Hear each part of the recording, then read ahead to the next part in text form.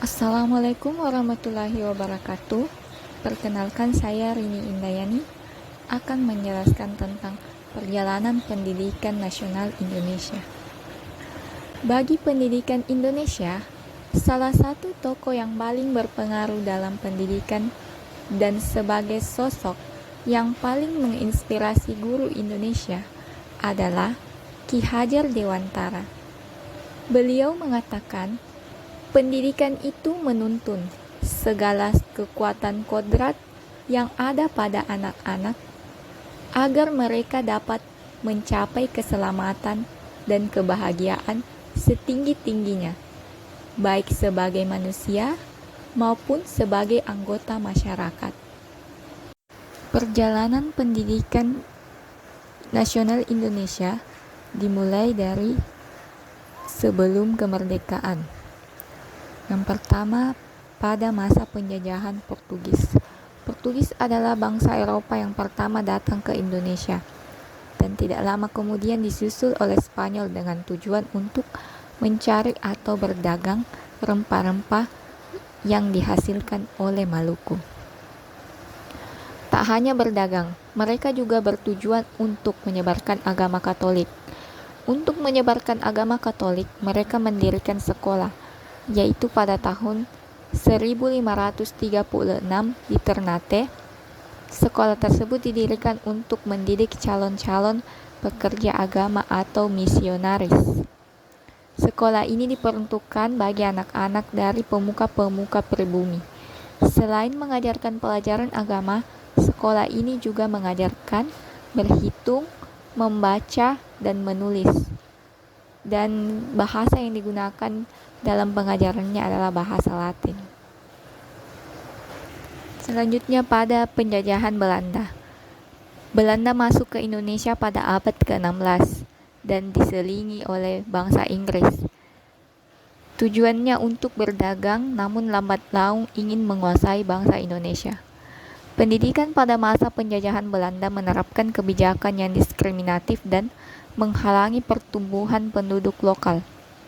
Pada tahun 1882, Belanda mendirikan Priester Raden yang bertugas untuk mengawasi pengajaran agama-agama di pesantren.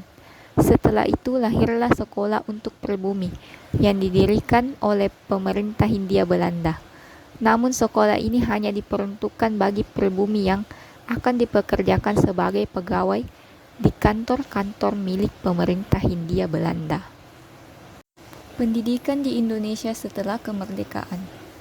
Pendidikan zaman Indonesia merdeka sampai tahun 1965 bisa dikatakan banyak dipengaruhi oleh sistem pendidikan Belanda. Praktek pendidikan selepas penjajahan menekankan pengembangan jiwa patriotisme. Pada masa ini, lingkungan politik terasa mendominir praktek pendidikan. Upaya membangkitkan patriotisme dan nasionalisme terasa berlebihan, sehingga menurunkan kualitas pendidikan itu sendiri. Kebijaksanaan politik pendidikan para menteri yang bertugas antara tahun 1945 sampai 1950 dapat dikatakan belum bisa dirasakan atau belum terlihat hasilnya. Penyelenggaraan pendidikan agama setelah Indonesia merdeka mendapat perhatian serius dari pemerintah, baik di sekolah negeri maupun swasta. Secara umum, pendidikan Orde Lama sebagai wujud interpretasi pasca kemerdekaan di bawah kendali kekuasaan Soekarno cukup memberikan ruang bebas terhadap pendidikan. Pemerintahan yang berasaskan sosialisme menjadi rujukan dasar bagaimana pendidikan akan dibentuk dan dijalankan demi pembangunan dan kemajuan bangsa Indonesia di masa mendatang. Berbicara tentang perjalanan pendidikan di Indonesia, maka hal itu tidak terlepas dari perkembangan pendidikan bangsa Indonesia. Sejak zaman kolonialisme, bangsa Indonesia sudah mengenal sekolah, yang tentu saja ada kurikulum. Setiap generasi memiliki kurikulum yang berbeda antara satu dengan yang lain, sesuai dengan zamannya dan pemimpin yang berkuasa pada saat itu. Pada masa Orde Baru terjadi 4 kali perubahan kurikulum. Kurikulum yang pertama yaitu Kurikulum 1968, merupakan tonggak awal pendidikan pada masa Orde Baru. Kurikulum ini bersifat politis, mengganti Rencana Pendidikan 1964 yang dicitrakan sebagai produk Orde Lama. Dari segi tujuan pendidikan, kurikulum ini bertujuan untuk pendidikan nasional ditekankan pada upaya membentuk manusia Pancasila sejati, kuat dan sehat jasmani, mempertinggi kecerdasan dan keterampilan jasmani, moral, budi pekerti dan keyakinan beragama. Pada masa ini siswa hanya berperan sebagai pribadi yang pasif dengan menghafal teori-teori yang ada tanpa pengaplikasian dari teori tersebut. Selanjutnya kurikulum 1975 menekankan pada tujuan agar pendidikan lebih efektif dan efisien berdasarkan manajemen by objective atau MBO. Metode, materi, dan tujuan pengajaran dirinci dalam prosedur pengembangan sistem instruksional atau PPSI yang dikenal dengan istilah satuan pelajaran, yaitu rencana pelajaran setiap satuan bahasan. Setiap satuan pelajaran dirinci menjadi tujuan instruksional umum, tujuan instruksional khusus, materi pelajaran, alat pelajaran, kegiatan belajar mengajar, dan evaluasi. Pada kurikulum ini, peran guru menjadi lebih penting karena setiap guru wajib untuk membuat rincian tujuan yang ingin dicapai selama proses belajar mengajar berlangsung. Tiap guru harus detail dalam perencanaan pelaksanaan program belajar mengajar. Setiap tatap muka telah diatur dan dijadwalkan sejak awal. Dengan kurikulum ini, semua proses belajar mengajar menjadi sistematis dan bertahap. Kurikulum 1984 mengusung proses skill approach, yaitu proses menjadi lebih penting dalam pelaksanaan pendidikan, namun tujuan faktor penting. Peran siswa dalam kurikulum ini menjadi mengamati sesuatu, mengelompokkan, mendiskusikan, hingga melaporkan. Model ini disebut cara belajar siswa aktif atau CBSA atau Student Active Learning atau SAL. CBSA memposisikan guru sebagai fasilitator, sehingga bentuk kegiatan ceramah tidak lagi ditemukan dalam kurikulum ini. Pada kurikulum ini, siswa diposisikan sebagai subjek dalam proses belajar mengajar. Siswa juga diperankan dalam pembentukan suatu pengetahuan dengan diberi kesempatan untuk mengemukakan pendapat, bertanya, dan mendiskusikan sesuatu. Kurikulum 1994 merupakan hasil upaya untuk memadukan kurikulum sebelumnya, terutama kurikulum 1975 dan 1984. Dalam kurikulum ini, siswa dihadapkan dengan banyaknya beban belajar yang harus mereka tuntaskan, dan mereka tidak memiliki pilihan untuk menerima atau tidak terhadap banyaknya beban belajar yang harus mereka hadapi. Terdapat ciri-ciri yang menonjol dari pemberlakuan kurikulum 1994.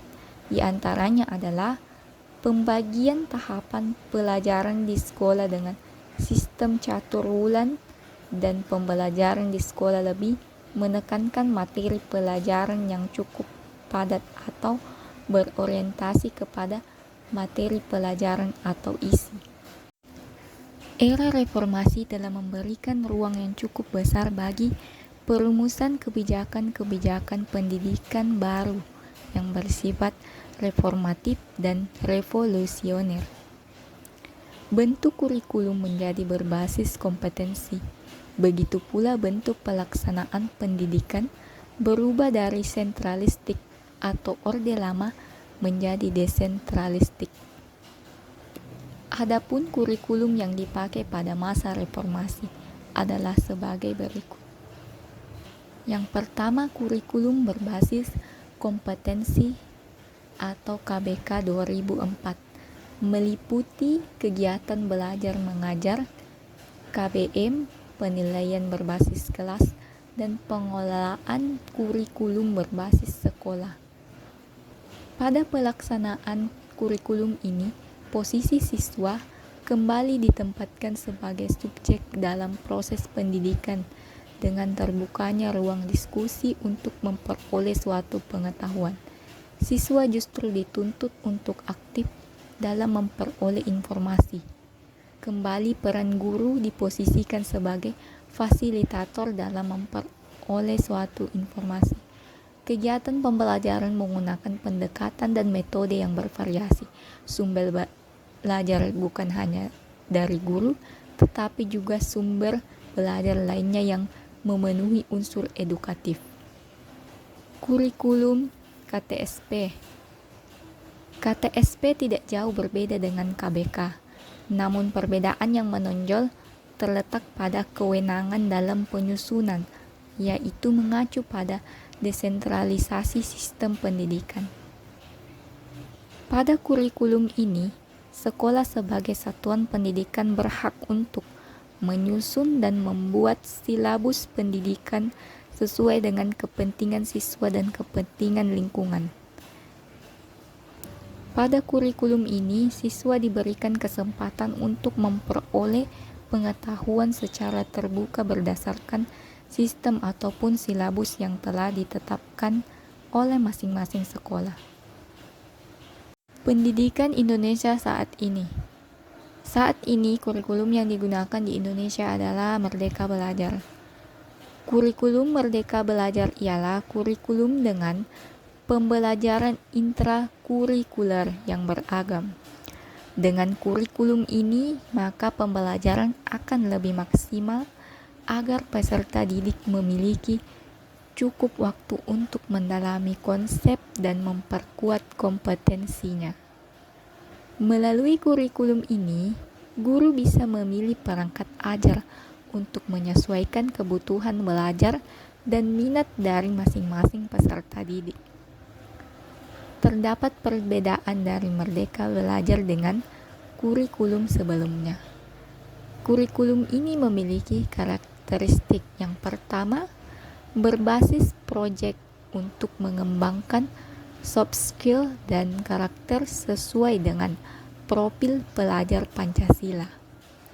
Yang kedua, fokus terhadap materi esensial, sehingga terdapat waktu untuk pembelajaran yang mendalam bagi kompetensi dasar, contohnya literasi dan numerasi. Ketiga, fleksibilitas guru untuk bisa melakukan pembelajaran yang terdiferensiasi sesuai dengan kemampuan peserta didik.